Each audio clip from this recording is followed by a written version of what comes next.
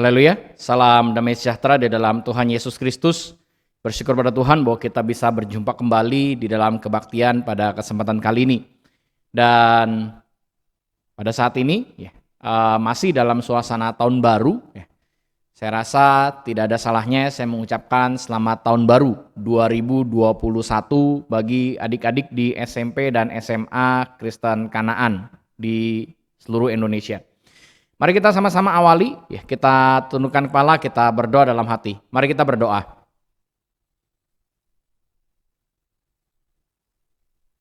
Amin.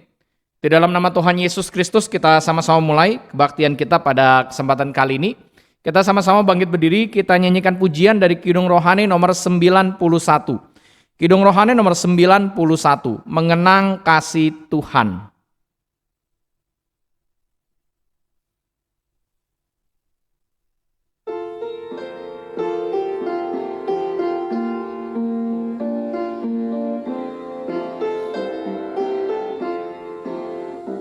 Siang malam ku kenang kasih-Mu, Yesus, betapa tinggi dan dalam.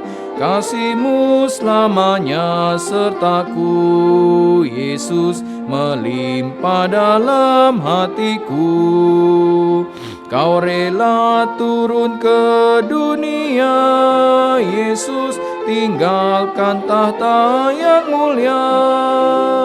Menjadi anak manusia, Yesus rela terima sengsara. Kasihku sembahkan padamu, Yesus, sebab kau puaskan hatiku. Kau selamanya indah dan baik, Yesus, ku senang tinggal di dalam-Mu. Kasih-Mu bagai perjamuan, Yesus, harum dan memuaskanku. Kau mati disalibkantiku, Yesus, rela dilaknati gantung. Tebusku lepas dari maut, Yesus, darah-Mu sucikan daku. Maupun mengutus Roh Penolong, Yesus, kasih-Mu selalu padaku. Kasihku sembahkan padamu, Yesus, sebab kau puaskan hatiku. Kau selamanya indah dan baik, Yesus, ku senang tinggal di dalam-Mu. Siang malam ku rindu rumah-Mu, Yesus, tersedia bagi umat-Mu. Negeri yang indah dan bahagia, Yesus, tiada cemas duka lara. Ku selalu nikmati kasih-Mu, Yesus, berkat-Mu tiada taranya. Kasih-Mu selamanya tak ubah, Yesus, sampai aku dimuliakan. Kasihku sembahkan padamu, Yesus, sebab kau puaskan hatiku. Kau selamanya indah dan baik, Yesus, ku senang tinggal di dalam-Mu.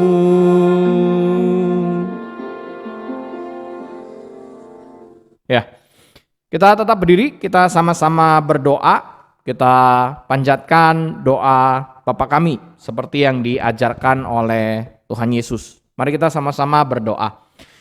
Di dalam nama Tuhan Yesus Kristus kami berdoa. Bapa kami yang di surga, dikuduskanlah nama-Mu. Datanglah kerajaan-Mu, jadilah kehendak-Mu di bumi seperti di surga. Berikanlah kami pada hari ini makanan kami yang secukupnya.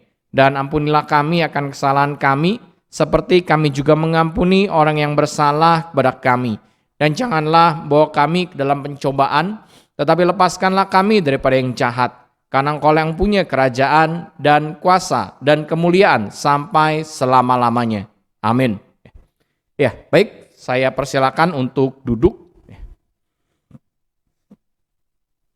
Di dalam nama Tuhan Yesus Kristus menyampaikan renungan firman Tuhan pada kesempatan kali ini dengan satu judul, kesopanan bagian dari kasih. Kesopanan bagian dari kasih. Adik-adik yang terkasih di dalam Tuhan, seperti yang kita ketahui bahwa manusia adalah satu makhluk yang tidak bisa hidup sendiri. Tidak bisa hidup di dalam dunia ini mandiri hanya dengan mengandalkan diri sendiri.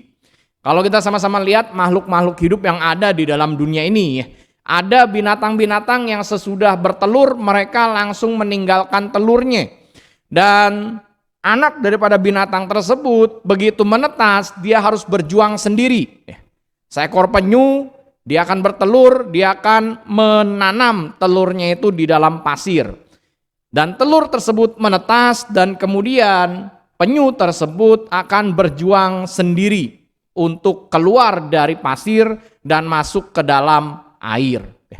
Dan demikian juga banyak lagi binatang-binatang yang lain. Tetapi kita tahu bahwa seorang manusia begitu dia terlahir ke dalam dunia, dia membutuhkan pertolongan daripada orang lain. Ketika dia terlahir, dia membutuhkan pertolongan dari dokter atau bidan. Dan kemudian ketika dia untuk mempertahankan hidupnya sebagai seorang bayi, dia membutuhkan pertolongan dari orang tua. Dan kemudian ketika dia bertambah besar, walaupun dia mempunyai kekuatan, walaupun dia mempunyai kemampuan, tetap dia akan membutuhkan pertolongan dari orang lain. Oleh karena itulah kita tahu bahwa manusia itu disebut sebagai makhluk sosial. Karena di dalam kehidupannya dari sejak dia lahir, sebenarnya dia sudah berhubungan dengan orang lain. Dan adik-adik yang terkasih di dalam Tuhan, pada saat sekarang ini kita sama-sama renungkan di dalam kehidupan kita, bahwa pada saat sekarang ini kebanyakan kita sepertinya melakukan sesuatu itu sendirian. Kita mengikuti kegiatan belajar mengajar, kita lakukan sendirian di hadapan laptop ataupun di hadapan HP kita. Kita saat ini mengikuti kebaktian pun kita juga lakukan sendirian. Dan kelihatannya untuk hidup sendiri ini banyak yang kita rasakan ada diterapkan di dalam berbagai kehidupan kita. Satu contoh, saya pernah menonton sebuah berita menyampaikan bagaimana di daratan Tiongkok itu sudah ada restoran yang di dalamnya tidak ada pelayan, tetapi semuanya disediakan secara otomatis. Di dalam mencari tempat, lalu kemudian di dalam menanti makanan, sampai kemudian membayar, itu pun juga dilakukan secara otomatis. Dan bukan hanya itu saja ya, dan kita lihat pun juga mengenai restoran yang diadakan secara otomatis, lalu kemudian mengenai hotel, dan kemudian mengenai supermarket, dan juga mengenai segi-segi kehidupan kita yang lainnya. Semuanya kita kerjakan sendiri. Ketika kita ada di supermarket yang dijalankan secara otomatis, kita masuk ke dalam toko tersebut, kita sendiri yang mencari barang, kita sendiri yang kemudian menimbang, atau kita sendiri yang kemudian akhirnya membayar. Ketika di hotel pun sama ya. Ada hotel-hotel yang sekarang sudah tidak ada resepsionis, tidak ada room service. Ketika kita masuk, kita langsung berhadapan dengan komputer, kita mengambil kunci pun juga melalui sistem otomasi, kita membayar pun juga melalui sistem otomasi. Kelihatannya manusia itu bisa bertahan hidup sendiri. Tetapi pada kenyataannya sebenarnya bahwa manusia tidak akan bisa lepas daripada jati dirinya. sebagai satu makhluk sosial. Karena demikianlah Tuhan menciptakan kita. Dan sebagai makhluk sosial tentu kita menjalin sebuah komunikasi, tentu kita menjalin sebuah hubungan dengan orang lain. Dan bagaimana kita berhubungan dengan orang lain? Alkitab mengajarkan pada kita semua sebagai orang-orang Kristen di dalam kitab 1 Korintus pasal yang ke-13 ayat 1 sampai ayat yang ke-3.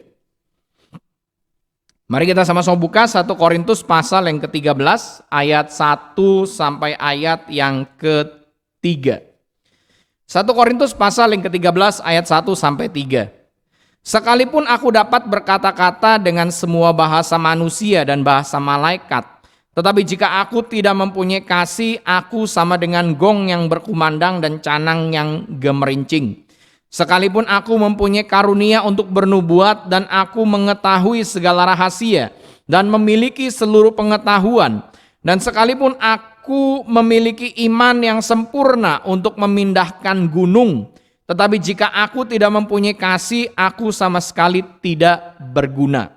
Dan sekalipun aku membagi-bagikan segala sesuatu yang ada padaku, bahkan menyerahkan tubuhku untuk dibakar, tetapi jika aku tidak mempunyai kasih, sedikit pun tidak ada faedahnya bagiku. Di sini Paulus menyampaikan bagaimana di dalam kehidupan kita di dalam membangun sebuah hubungan, di dalam kita berinteraksi dengan orang lain, kita harus melakukan semuanya itu dengan kasih. Bisa berbagai bahasa di dalam dunia ini. Bahasa itu kan kita pakai untuk berkomunikasi dengan orang lain.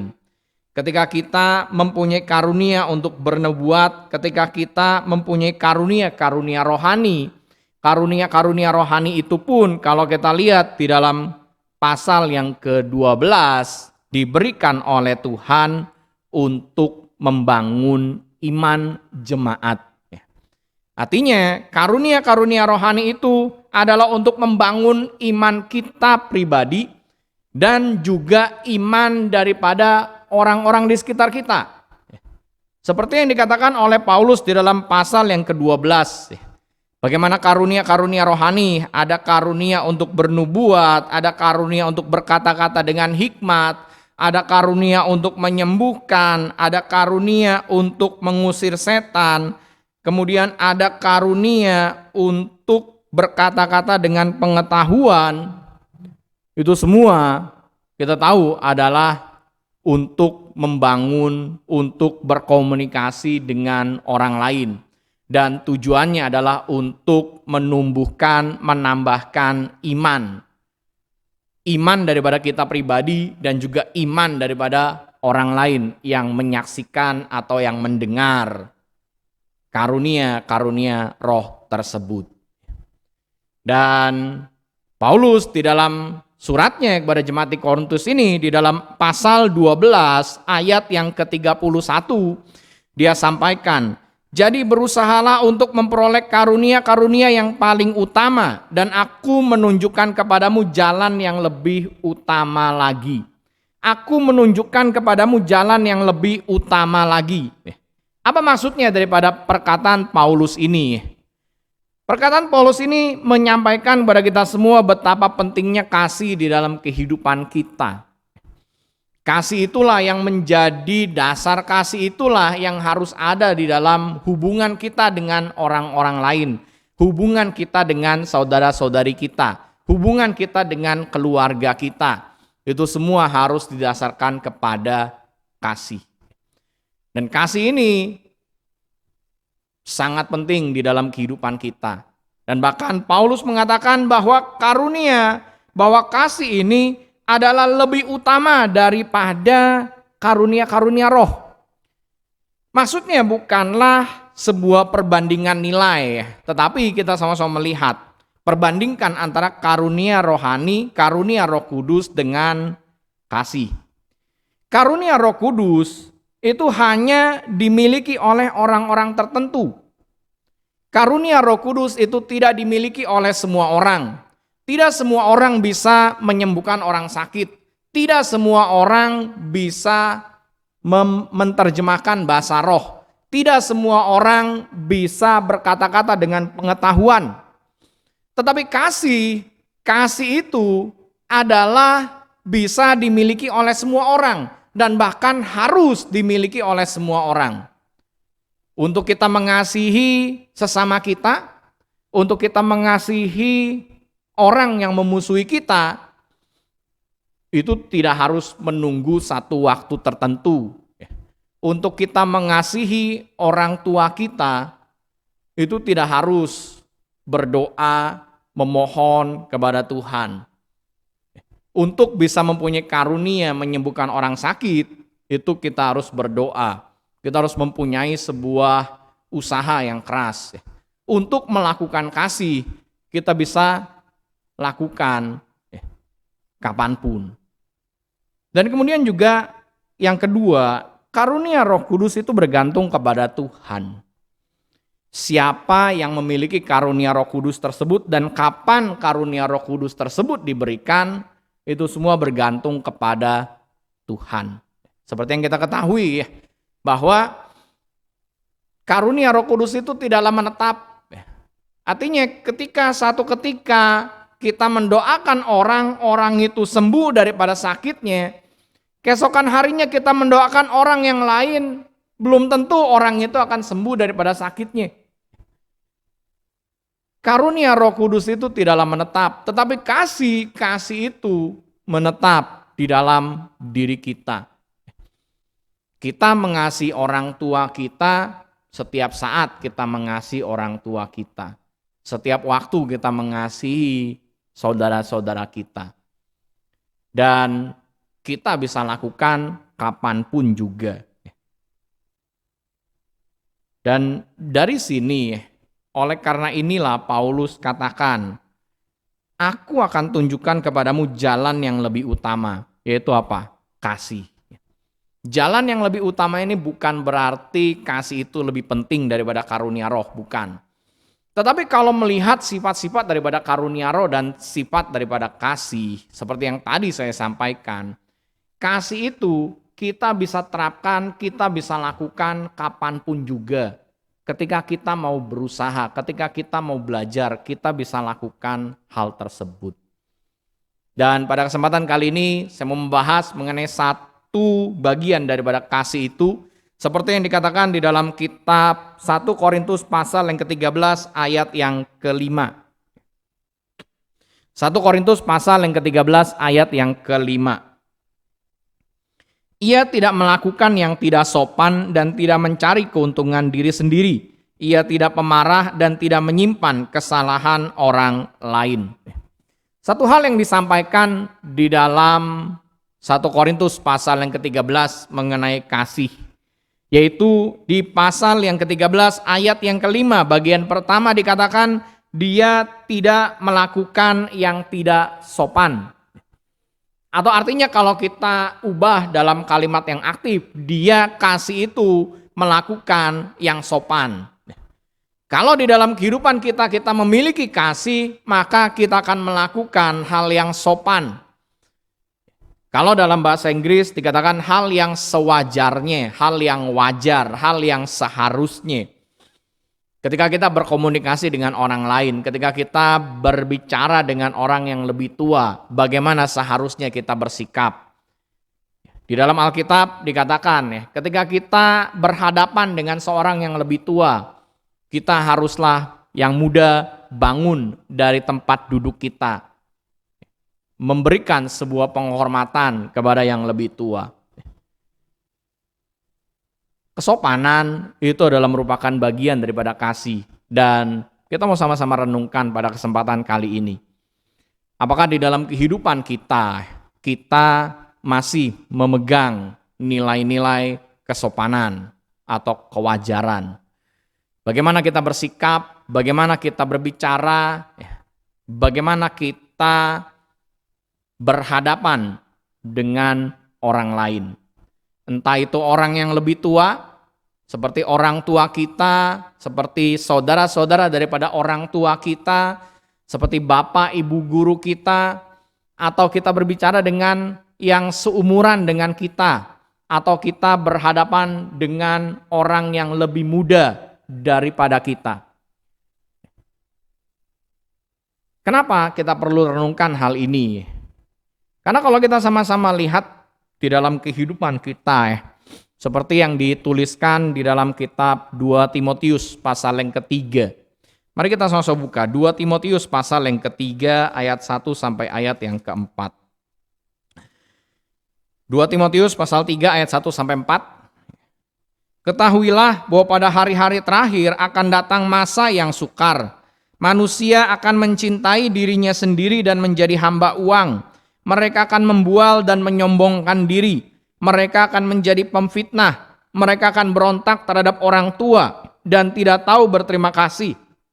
Tidak mempedulikan agama, tidak tahu mengasihi, tidak mau berdamai, suka menjelekkan orang, tidak dapat mengekang diri, garang, tidak suka yang baik, suka mengkhianat, tidak berpikir panjang, berlagak tahu, lebih menuruti hawa nafsu daripada menuruti Allah. Di sini Paulus menyampaikan bagaimana keadaan daripada manusia pada akhir zaman. Dan akhir zaman itu kapan? Akhir zaman itu adalah saat ini. Sekarang kita sudah ada pada masa akhir zaman. Dan kita bisa melihat bagaimana apa yang disampaikan oleh Paulus kepada Timotius dalam suratnya yang tadi kita sama-sama baca, bahwa keadaan tersebut semakin lama semakin menjadi nyata. Bagaimana orang mencintai diri sendiri dan menjadi hamba uang. Kita bisa melihat bagaimana kita sudah mendengar berita-berita seorang anak tega untuk mengadukan orang tuanya ke pengadilan. Atau dulu kan kita mendengar ada peribahasa ya, kasih ibu sepanjang jalan, kasih anak sepanjang penggalan. Artinya kalau anak mengadukan orang tua ke pengadilan mungkin itu bisa terjadi kalau berdasarkan peribahasa tersebut. Tapi kita juga sekarang bisa mendengar bagaimana orang tua juga ada yang mengadukan anaknya ke pengadilan. Ada orang tua, saya pernah membaca sebuah koran ya, bagaimana orang tua menyatakan bahwa si A itu bukan lagi anaknya. Bahwa dia sudah dicoret dari kartu keluarga dan bukan lagi dianggap sebagai anaknya. Bahwa apapun yang dia lakukan itu tidak berhubungan dengan mereka, tidak berhubungan dengan orang tuanya.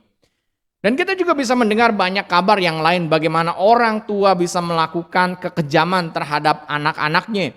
Bagaimana kita bisa mendengar berita-berita mengenai bayi-bayi yang dibuang. Padahal bayi-bayi tersebut baru saja dilahirkan ke dalam dunia. Tetapi sudah dibuang oleh ibunya, sudah dibuang oleh orang tuanya. Dan juga di dalam kehidupan kita juga bisa rasakan bagaimana seperti yang disampaikan oleh Paulus dalam kitab 2 Timotius pasal yang ketiga ayat 1 sampai 4 itu semakin lama semakin nyata terlihat terjadi di dalam kehidupan kita. Dan termasuk juga mengenai bagaimana kita bersikap dengan orang lain. Seperti yang tadi saya sampaikan di awal, dunia pada saat sekarang ini mengarah pada kita lebih menghargai privasi diri kita. Kita lebih memperhatikan diri kita, tidak mempedulikan orang lain. Contoh tadi dari ada restoran-restoran yang sudah tidak ada pelayan, dilakukan dengan otomasi, semuanya dilakukan dengan sistem yang otomatis berjalan. Artinya kan, kenapa di restoran itu tidak ada pelayan?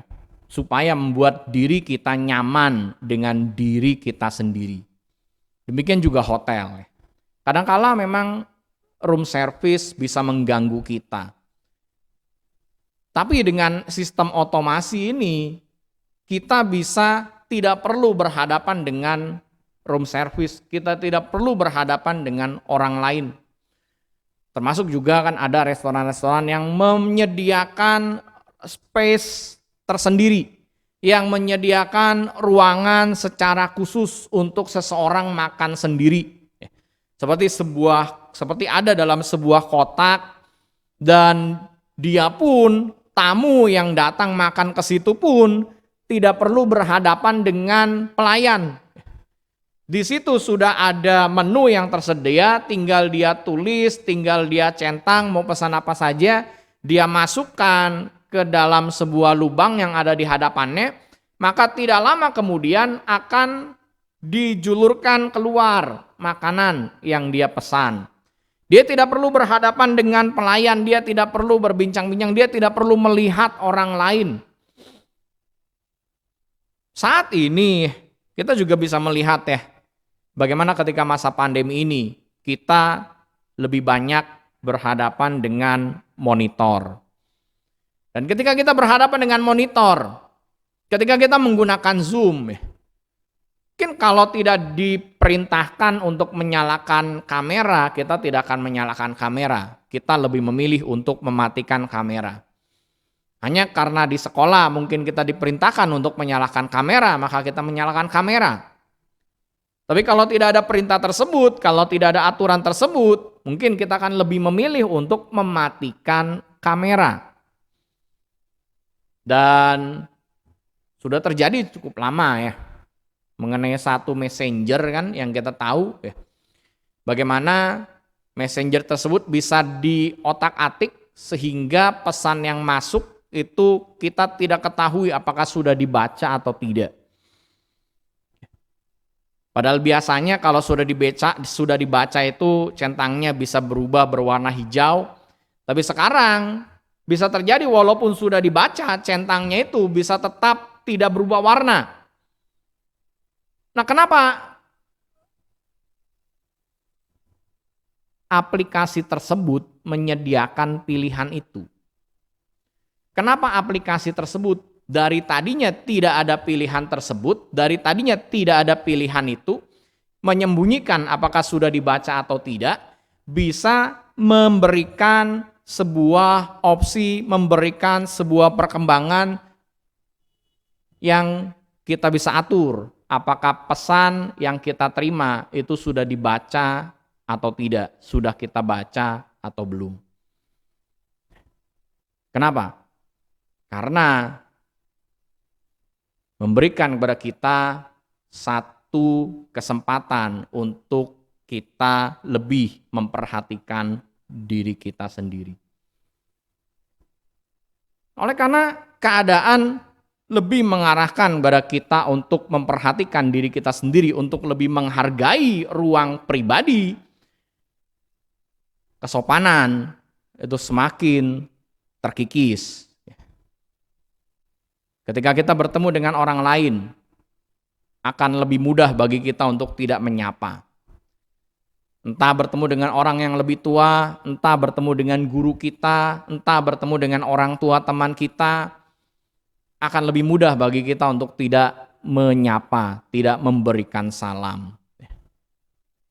Ketika kita ada di hadapan kamera, akan lebih mudah bagi kita untuk diam saja, tidak menyalakan kamera. Bagi kita sebagai orang-orang yang percaya kepada Tuhan, bagi kita sebagai anak-anak Tuhan, kita diingatkan, Yesus mengatakan kepada kita semua bahwa kita haruslah menjadi garam dan terang dunia. Menjadi garam dunia, menjadi terang dunia. Yesus katakan, bagaimana kalau garam itu menjadi tawar? Maka kemudian dia akan dibuang di pinggir jalan, tidak akan ada manfaatnya. Hanya menjadi batu di pinggir jalan saja. Dan demikian juga di dalam kehidupan kita. Kalau di dalam kehidupan kita sebagai garam, akhirnya menjadi tawar, menjadi sama dengan dunia. Apa bedanya kita dengan orang-orang yang tidak percaya kepada Tuhan Yesus? Apa bedanya kita dengan orang-orang yang tidak mengenal Tuhan? Padahal kita mengatakan diri kita adalah orang-orang Kristen.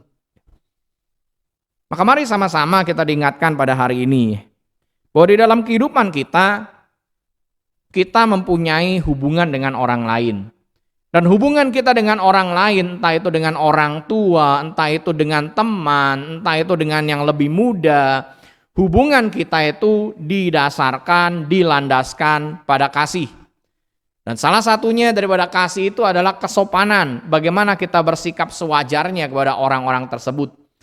Dan walaupun di dalam dunia ini, lingkungan dunia ini semakin mengarah bahwa orang lebih memperhatikan dirinya sendiri, lebih memperhatikan privasinya, tetapi jangan sampai kita menjadi sama. Mari kita sama-sama tetap berlaku yang sopan kepada orang-orang di sekitar kita. Termasuk dalam keadaan-keadaan di mana kita menjaga jarak, melakukan physical distancing. Ketika kita berhadapan, kita menggunakan masker, kita hanya melihat mata. Tapi mari sama-sama kita tetap menunjukkan kesopanan di dalam hubungan kita dengan orang lain. Demikian terdengar firman Tuhan pada kesempatan kali ini, bila kiranya bisa menjadi sebuah pengajaran bagi kita semua di dalam kehidupan kita sebagai anak-anak Tuhan. Amin. Mari kita sama-sama tutup dengan kita berdoa. Saya ajak adik-adik untuk bangkit berdiri, kita sama-sama kembali berdoa, doakan saya pimpin. Mari kita berdoa. Di dalam nama Tuhan Yesus Kristus kami berdoa mengucap syukur. Terima kasih Tuhan atas kasih karunia-Mu ya Tuhan, atas berkat-Mu di dalam kehidupan kami, bahwa kami bisa bersama-sama ada di tahun 2021 ini ya Tuhan, adalah berkat dan kasih karunia daripada-Mu ya Tuhan. Tuhan Yesus, kami mohonkan kepada-Mu di dalam kehidupan kami, biarlah kiranya kami di dalam membangun hubungan dengan orang-orang lain berlandaskan pada kasih seperti yang Engkau ajarkan, seperti yang Kau perintahkan bagi kami. Bila kiranya kami bisa menyatakan kasih kepada orang-orang di sekitar kami, bila kiranya kami bisa berlaku sopan kepada orang tua, kepada guru-guru, kepada teman-teman dan kepada adik-adik kelas kami ya Tuhan. Bila kiranya kami bisa melakukan apa yang menjadi kehendak-Mu dan tidak terpengaruh oleh perubahan-perubahan di dalam dunia ini yang mengarah kepada kejahatan. Tuhan Yesus, kami mohonkan kepada-Mu, bila kiranya Kau menyertai kami di dalam kegiatan pada kesempatan hari ini ya Tuhan, bila kiranya Kau berikan hikmat bagi kami, bila kiranya Kau berikan hikmat bagi guru-guru kami ya Tuhan, sehingga kami semua bisa belajar pada hari ini, dan kami bisa mendapatkan pengajaran daripada apa yang kami kerjakan hari ini. Tuhan Yesus, kami mohonkan kepada-Mu, bila kiranya Engkau terus memimpin di dalam pencegahan, di dalam pengobatan daripada pandemi COVID-19 ini. Bila kiranya pandemi ini bisa berlalu dengan cepat ya Tuhan.